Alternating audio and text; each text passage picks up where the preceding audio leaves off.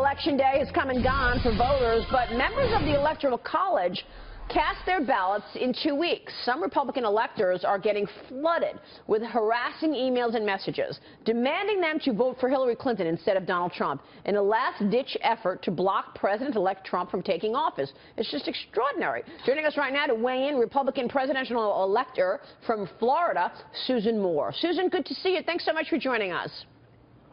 Good to see you, Maria, and thanks for having me. Okay, so can you explain the process to us? Can you legally vote against Donald Trump in spite of the fact that he won the state of Florida? Tell us what plays out now in the next couple of weeks.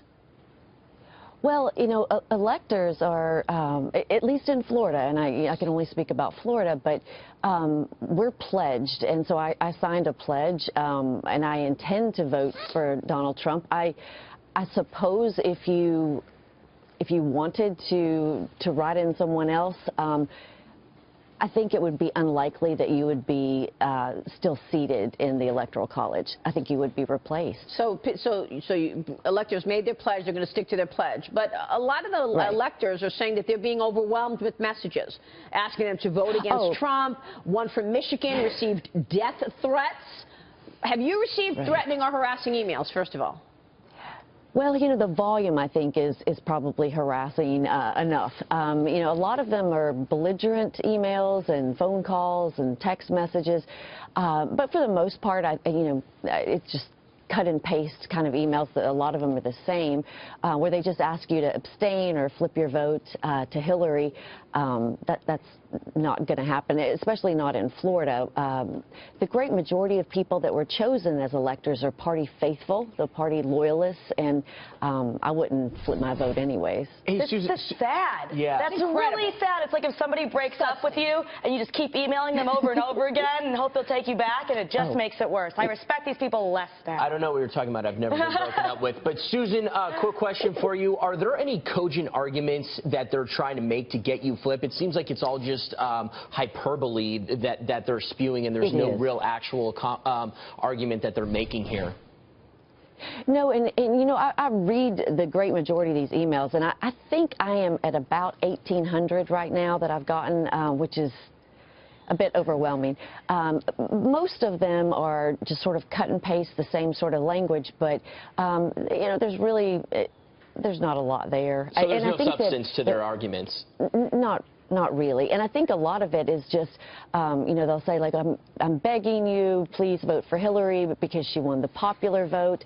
I think those emails are based on sort of a misconception. I mean, even though, you know, everybody goes out to vote and we tally up numbers as far as the popular vote goes, I mean, we are a republic, and so the Electoral College is where, you know, where things happen. So teach that in I think a lot of people don't understand that. Yeah, digging is pretty extraordinary, isn't it? Yeah, it is. Susan, do you have any idea who is behind this coordinated campaign of, well, harassment?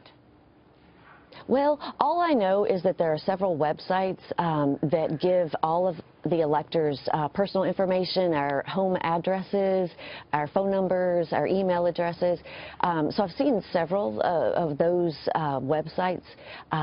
I don't know who's behind it, but they certainly have put our information up there with sample letters that can be sent to us, and you know, encouraging people to contact us in any number of ways. I get a lot of phone calls every day in addition to the emails.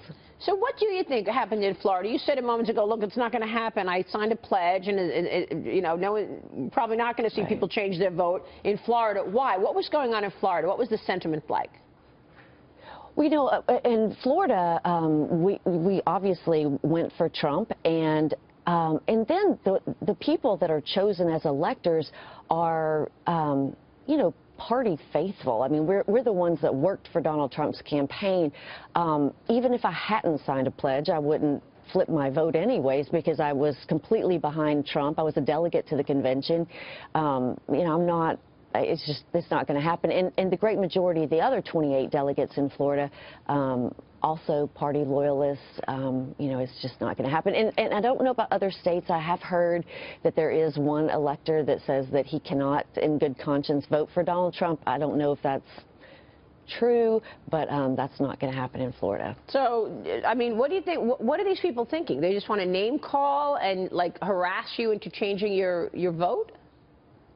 Well, and I think there's a little bit of an intimidation factor there. Several phone calls that I've gotten, and this is the most intimidation I've received, is people saying that they want to send me special packages and things like that. And I don't quite know what that means, but I think there's certainly an intimidation factor there. But I really don't think there's anything to be frightened about. I mean, it's really more of a hassle than anything. Are you referring this to the authorities? I feel like these threats should be taken advantage. Yeah, that's a death threat. I mean, have you thought about this? Send you a package? Yeah. Like what? Right. Yeah. Well, that is a little fearful, especially I have a young son, and he doesn't understand all of this, and so certainly there's some concern. I can only speak personally, but I've had several folks reach out to me about security, and I think I'll be fine. So. All right, Susan. Well, thanks for your courage, and thanks for joining us this morning. We appreciate it. Oh, absolutely. We'll be watching. My pleasure. Susan Moore, good to see you. Thanks so much.